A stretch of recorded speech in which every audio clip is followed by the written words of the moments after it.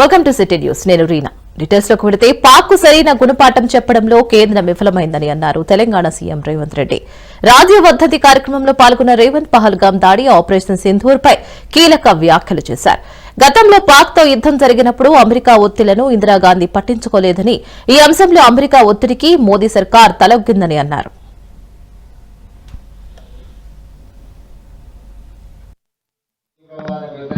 దినోత్సవం భారతదేశం ఎదుర్కొంటున్న తీవ్రవాదానికి బలైన ఒక గొప్ప నాయకుడు, భారత రత్న, ఈ దేశానికి ప్రధానమంత్రి వన్నెరెచ్చిన నాయకుడు కీర్తిశేషుడు రాజీవ్ గాంధీ గారు.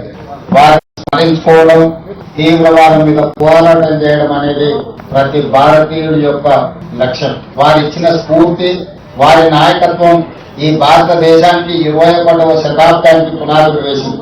సాంకేతిక నైపుణ్యంతో పాటు ఆర్థిక సరళీకృత విధానాలకు ఆద్యం పోసి ఆర్థిక సరళీకృత విధానాలతో దేశాన్ని బలమైన ఆర్థిక దేశంగా నిలబెట్టడమే కాకుండా యువతకు 21 సంవత్సరాల ఓటు హక్కు ఉంటే వయస్సు తగ్గించి 18 సంవత్సరాలకి ఓటు హక్కు ఇచ్చి ఈ దేశంలో రాష్ట్ర ప్రభుత్వాలను, కేంద్ర ప్రభుత్వాలను ఏర్పాటు చేయడంలో యువతకు కీలకమైన బాధ్యతను అప్పచెప్పిన ఒక గొప్ప నాయకుడు రాజీవ్ గాంధీ గారు. ఈ రోజు మనమందరం నిన్న మొన్న జరిగిన పహల్గాం సంఘటన తర్వాత మొట్టమొదటిసారి దేశ విభజన సమయంలో ప్రాణాలు అర్పించిన మహాత్మా గాంధీ గారిని గుర్తు చేసుకోవాలి.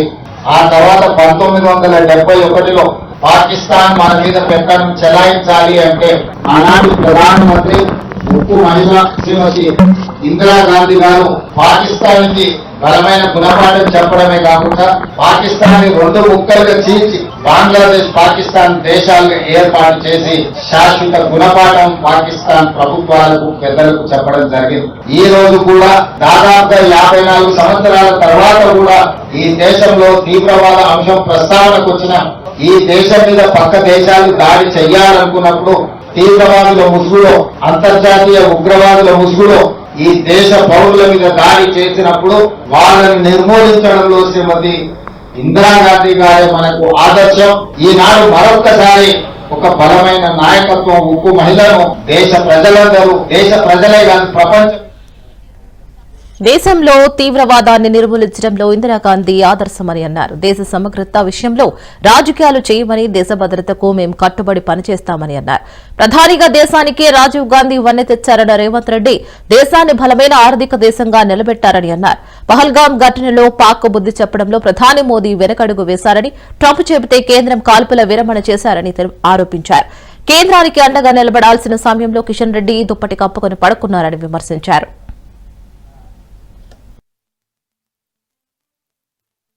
ఈ రోజు 100% అండగా నిలబడ్డ కాంగ్రెస్ పార్టీని, రాహుల్ గాంధీ గారిని నిందించడం ద్వారా తమ చేతగాని తనాన్ని కప్పిపుచ్చుకోవాలని బీజేపీ నాయకులు ప్రయత్నం చేస్తున్నారు. కేంద్ర మంత్రిగా పనిచేస్తున్న కిషన్ రెడ్డి గారు విచక్షణ కోల్పోయింది. రాహుల్ గాంధీ గారి గురించి తప్పుడు మాటలు మాట్లాడుతున్నారు. మొట్టమొదట క్యాండిల్ ర్యాలీ తీసి అమరులకు నివాళులు అర్పించింది తెలంగాణ ప్రభుత్వం. మొట్టమొదటి ఈ దేశంలోనే తిరంగ ర్యాలీ తీసి అధికార శ్రేణులతో పాటు ప్రభుత్వ యంత్రాంగం మొత్తం కదిలొచ్చి కేంద్ర ప్రభుత్వానికి ప్రధానమంత్రిగా మేమండగా నిలబడ్డాం. ఆ రోజు కిషన్ రెడ్డి ఇంట్లో దుప్పటి కప్పుకొని పడుకున్నాడు. కేంద్ర మంత్రిగా, ప్రధానమంత్రిగా అండగా నిలబడాల్సిన కిషన్ రెడ్డి ఇంట్లో పడుకుంటే తెలంగాణ రాష్ట్ర ముఖ్యమంత్రిగా, తెలంగాణ 4 కోట్ల ప్రజల తరఫున ప్రధానమంత్రి నరేంద్ర మోడీ గారికి, కేంద్ర ప్రభుత్వానికి, మన బలగాలకు మేము అండగా నిలబడి వేలాది మంది మేమున్నాం, నీకు తోడుగా నువ్వు యుద్ధం చెయ్యి అని నేను చెప్పినాం. ఆ రోజు కిషన్ రెడ్డికి అభినందించడానికి నోరు రాలేదు. కానీ ఈ రోజు చేసిన తప్పులను కప్పిపుచ్చుకోవడానికి మీ గొప్పలు మీరు చెప్పుకుంటే మాకు అభ్యంతరం లేదు. మీరు గొప్పవాళ్ళో కాదు ప్రజలు నిర్ణయిస్తారు. కానీ రాహుల్ గాంధీ గారిని నిందించడం ద్వారా మీ చేతగాని తనం స్పష్టంగా కనిపిస్తుంది. ఈ చేతగాని తనం మాటలు మాట్లాడడం మానేసి తీవ్రవాదులకు గుణపాఠం చెప్పడానికి ఆలోచన చేయండి. మాజీ ప్రధాని రాజీవ్ గాంధీ వర్ధంతి సందర్భంగా గాంధీ భవన్ లో ఆయన చిత్రపటానికి టీపీసీసీ చీఫ్ పూలమాలలు వేసి నివాళులర్పించారు. ఆధునిక భారత స్వాప్లికుడు రాజీవ్ గాంధీ అని ఆయన కొనియాడారు. శాంతి, స్వేచ్ఛ, సమానత్వం ద్వారా మానవాభివృద్ధిని సాధించవచ్చునని మహేష్ కుమార్ గౌడ్ పిలుపునిచ్చారు. ఐక్యరాజ్య సమితిలో రాజీవ్ గాంధీ ఇచ్చిన సందేశానికి ప్రపంచ దేశాధినేతల నుంచి ప్రశంసలు వచ్చాయని గుర్తు చేశారు. ప్రపంచాన్ని అరచేతిలో చుట్టేసేలా జీవితంలో కీలకంగా మారిన సెల్ ఫోన్ వ్యవస్థకు పునాది వేసిన మహానీయుడు రాజీవ్ గాంధీ అని అన్నారు. కనిపించి అందరినీ ఆదరించి అందరినీ ప్రేమతో చూసుకునే గొప్ప గుణంగా ఉన్నటువంటి మహానాయకుడు రాజీవ్ గాంధీ గారు.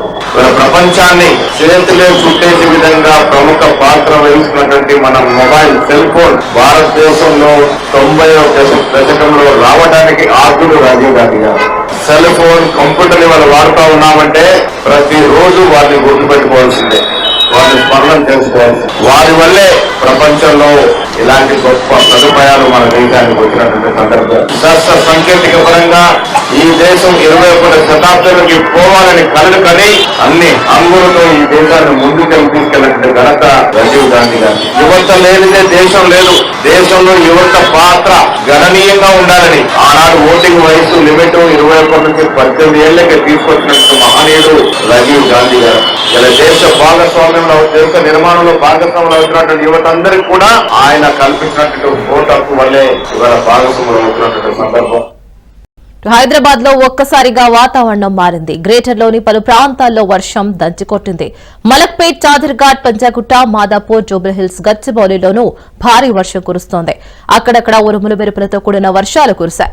ఈ నేపథ్యంలోనే తెలంగాణలోని పలు జిల్లాలకు వాతావరణ శాఖ ఎల్లో అలర్ట్ జారీ చేసింది. వాతావరణ శాఖ హెచ్చరికలతో అధికారులు అలర్ట్ అయ్యారు.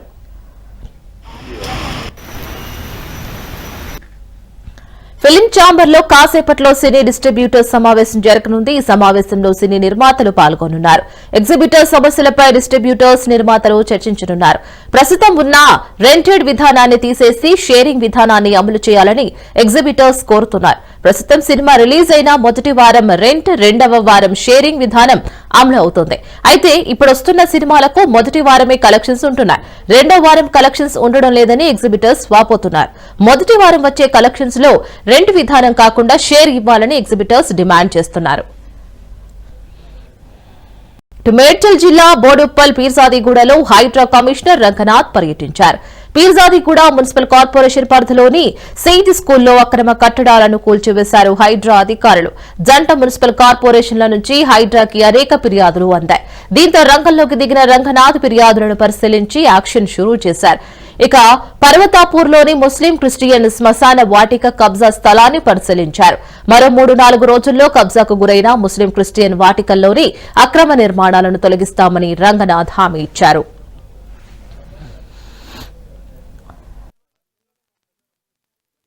ప్రజాభవన్ లో మాజీ ప్రధాని రాజీవ్ గాంధీ వర్ధంతి కార్యక్రమాలు నిర్వహించారు. ఈ సందర్భంగా మంత్రి సీతక్క, ప్రభుత్వ బీర్లా ఐలయ్య, ఎమ్మెల్యేలు రాజీవ్ గాంధీ చిత్రపటానికి పూలమాలలు వేసి నివాళులర్పించారు.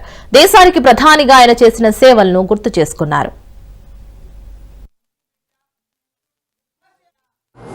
ఇందిరాగాంధీ గారి యొక్క తనయుడు, మరి ఈ దేశ యువ ప్రధాని, ఈ దేశంలో సాంకేతిక టెక్నాలజీ విప్లవాన్ని తీసుకొచ్చి మరి గ్రామీణ స్థాయి వరకు కూడా సాంకేతికను చేరవేసినటువంటి నిపుణుడు.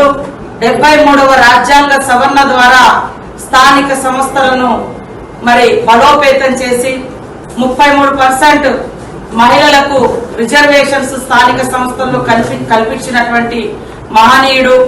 18 సంవత్సరాలకే యువతకు ఓటు హక్కు కల్పించినటువంటి ఆధునిక నాయకుడు మన రాజీవ్ గాంధీ గారి యొక్క 34వ వర్ధంతి సందర్భంగా వారికి ఘనంగా నివాళులర్పిస్తూ వారి యొక్క ఆశయాల బాటలో ఈరోజు ఇక్కడ మన సీఎం రేవంత్ రెడ్డి గారి నాయకత్వంలో కాంగ్రెస్ ప్రభుత్వం యువతకు, మహిళలకు, పేదలకు అన్ని రంగాల్లో పెద్దపీట వేస్తూ మరి వారి యొక్క ఆశయాల వెలుగులో ముందుకెళ్తూ దేశ సమగ్రతను, సమైక్యతను కాపాడుతూ ముందుకెళ్లడం జరుగుతా ఉంది.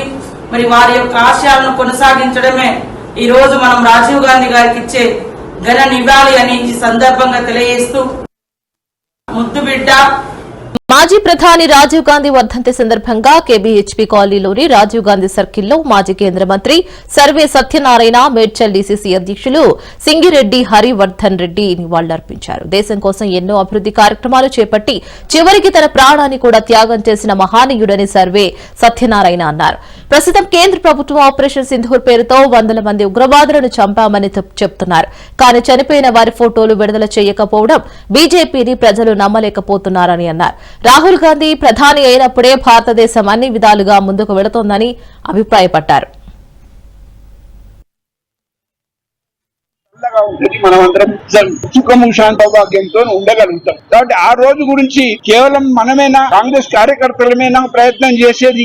ఇవాళ మొత్తం యావత్ భారతదేశంలో ఉన్న ప్రజానీకం, ఈ దేశంలో తిన్న ప్రతి బిడ్డ 140 కోట్ల ప్రజానీకం అంతా కూడా రాహుల్ గాంధీ గారి నాయకత్వం వైపు చూస్తున్నారు. రాహుల్ గాంధీ ఎప్పుడు ప్రైమ్ మినిస్టర్ అవుతాడో, మరి ఎప్పుడైతే రాహుల్ గాంధీ ప్రైమ్ మినిస్టర్ అయితే ఈ బీజేపీ ఎన్డీఏ నరేంద్ర మోదీ అమిత్ షాల ఒక శని అనేది మనం పారదూడడం అయితాము. కాబట్టి ఆ రోజు గురించి ఎదురు చూస్తున్నాము. ఇప్పుడు ఎలక్షన్ వచ్చినా కాంగ్రెస్ గెలిచే పరిస్థితి. ఇంతకు ముందు కూడా కాంగ్రెస్ గెలుస్తూనే వచ్చింది. దురదృష్టం ఏంటంటే ఈవీఎంస్ అన్ని వాళ్ళ చేతిలో ఉండుట్లా ఈవీఎంస్ ను వాడుకొని ఈనాడు పెత్తనం చెలాయిస్తున్నారు, అధికారంలో కొనసాగుతున్నారు. కాబట్టి ఈవీఎంలు పోవాలి, బ్యాలెట్ పేపర్ రావాలి. మరి అదే విధంగా స్వేచ్ఛా స్వాతంత్రంతో ప్రజలందరూ ఎన్నికల్లో పాల్గొని గాంధీని ప్రధానమంత్రిగా చూసి మరి దేశాన్ని అభివృద్ధి పథంలో నడుపుతూ ఆ మంచి రోజు గురించి మనం అందరం ఎదురు చూద్దాం. ఈనాడు నిజంగా రాజీవ్ గాంధీ గారి ఆత్మకు శాంతి కలగాలి అని మనం నివాళులు అర్పిస్తున్నాము. కుకుటపల్లి నియోజకవర్గంలో రాజీవ్ గాంధీ గారి యొక్క 34వ వర్ధంతి సందర్భంగా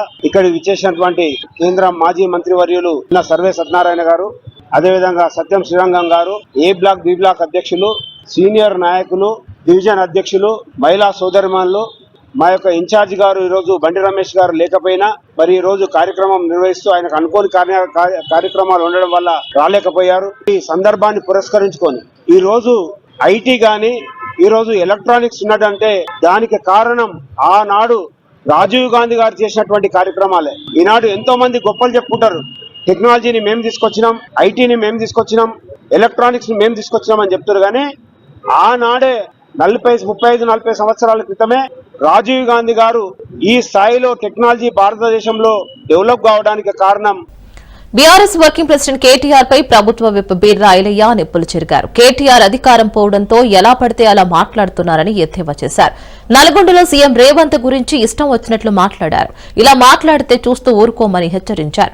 కేటీఆర్ నోరు అదుపులో పెట్టుకుని మాట్లాడాలని హెచ్చరించారు. రేవంత్ నాయకత్వంలో నల్గొండ మంత్రులు అహర్నిశలు కష్టపడుతున్నారని అన్నారు. తెలంగాణలో తాగు నీటి ప్రాజెక్టులను ఉత్తమ్ కుమార్ రెడ్డి ముందుకు తీసుకువెళుతున్నారని అన్నారు. కోమటిరెడ్డి ఢిల్లీ నుంచి నిధులు తీసుకువచ్చి రోడ్ల నిర్మాణం చేపడుతున్నారని బీర్లా ఐలయ్య అన్నారు. కేసీఆర్ కట్టిన కాళేశ్వరం కూలి కాళేశ్వరం అయిందని అన్నారు. నల్గొండ ఇప్పుడు అన్నం పెట్టే జిల్లా అయిందని అన్నారు. కేసీఆర్ చేసిన అప్పులు తప్పులను మా సీఎం రేవంత్ రెడ్డి సరిదిద్దుతున్నారని అన్నారు.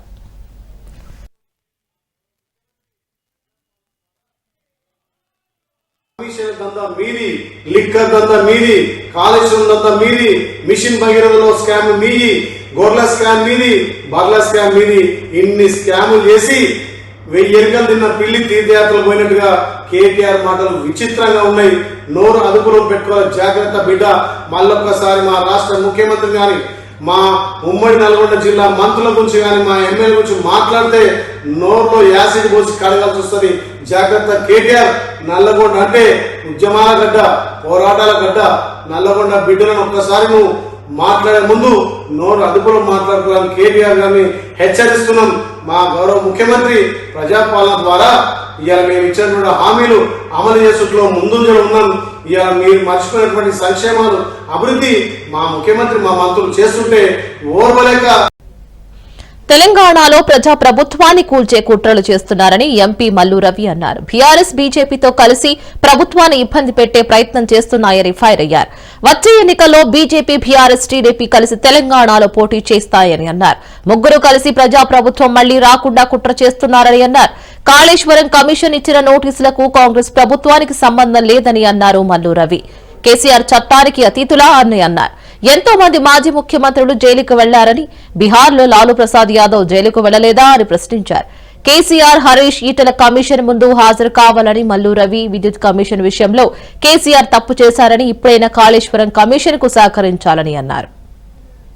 ప్రభుత్వం రేపు పెద్ద మెజార్టీతో గెలుస్తుందని మా కవిత గారు చెప్తుంది. కాళేశ్వరం కమిషన్ కాదు, కాంగ్రెస్ కమిషన్ అని. ప్రజలు నవ్వుతారు.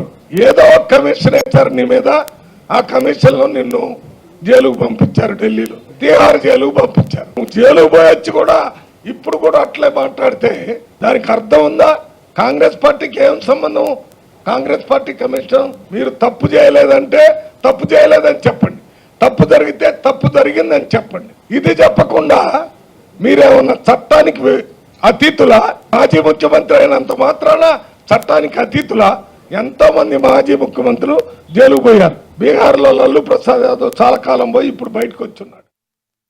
రాష్ట్రంలోని social welfare, minority welfare residential schools విద్యార్థులకు కాస్మోటిక్స్ ఛార్జీల చెల్లింపుపై సీఎస్ సమీక్ష నిర్వహించారు. ఆ విధులను నేరుగా విద్యార్థుల అకౌంట్లో జమ చేసే విధి విధానాలపై రామకృష్ణారావు సమీక్ష నిర్వహించారు.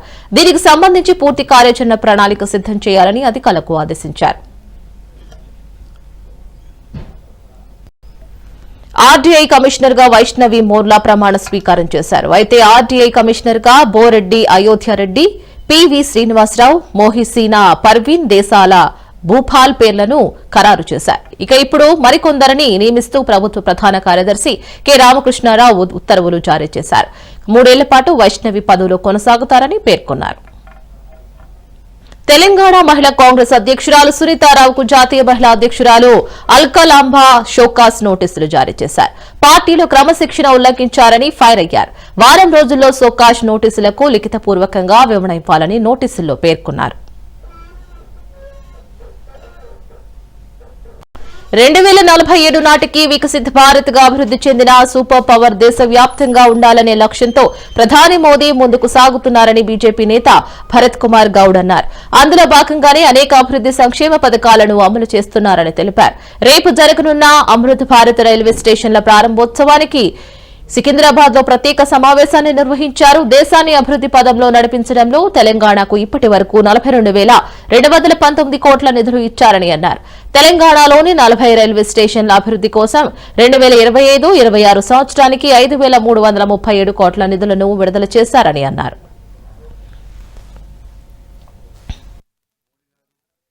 వికసిత్ భారత్ 2047లో మన భారతదేశం ఒక డెవలప్డ్ కంట్రీ సూపర్ పవర్ గా ఉండాలని చెప్పేసి మరి ఎన్నో అభివృద్ధి కార్యక్రమాలు, సంక్షేమ పథకాలు తీసుకొచ్చారు. అందులో భాగంగా తెలంగాణ కూడా మరి పెద్ద ఎత్తున ఫండ్స్ ఇచ్చి డెవలప్మెంట్ యాక్టివిటీస్ చేయడం జరుగుతుంది. ఇప్పటికీ 42,219 కోట్లు మన తెలంగాణకి శాంక్షన్ చేయాలి. ముఖ్యంగా 5,337 కోట్లు 2025-26కి 40 స్టేషన్లు అభివృద్ధి కోసం కూడా ఇవ్వడం జరిగింది. అలాగే 2023-24 1000 స్టేషన్లు మొత్తం దేశంలో మరి అమృత్ రైల్. మల్కాజ్గిరి పీఎస్ పరిధిలోని షాదుల్లా నగర్ కు చెందిన మొహమ్మద్ అస్లాం, షేక్ సయ్యద్ అనే వ్యక్తులు బీఫ్ వ్యాపారం చేస్తారు. అయితే అక్కడే ఓపెన్ ఫ్లాట్ లో సుమారు 30 గోవులను వధించడానికి తెచ్చిపెట్టారని మల్కాజ్గిరి పోలీసులు సమాచారం అందుకున్నారు. వెంటనే ఘటన స్థలానికి చేరుకుని 15 దూడలు, 8 బర్రె దూడలు, 5 బర్రెలను సీజ్ చేసి వాటిని ప్రభుత్వ క్యాటిల్ పాడ్ కి తరలించారు. అక్రమంగా గోవులను వధించడానికి తెచ్చిపెట్టినందుకు మహమ్మద్ అస్లాం, షేక్ సయ్యద్ పై గోహత్య నిరోధక చట్టం కింద కేసు నమోదు చేసి దర్యాప్తు చేపట్టారు. పాత బస్తీ సౌత్ జోన్ చత్రీరాక పోలీస్ స్టేషన్ పరిధిలోని ఆర్టీ ఫంక్షన్ హాల్లో తలసేమియా బాధితుల కోసం రక్తదాన శిబిరం నిర్వహించారు. ఈ కార్యక్రమాన్ని సౌత్ జోన్ డీసీపీ స్నేహ మొహరా ప్రారంభించారు. కార్యక్రమంలో అధిక సంఖ్యలో ప్రజలు పాల్గొన్నారు.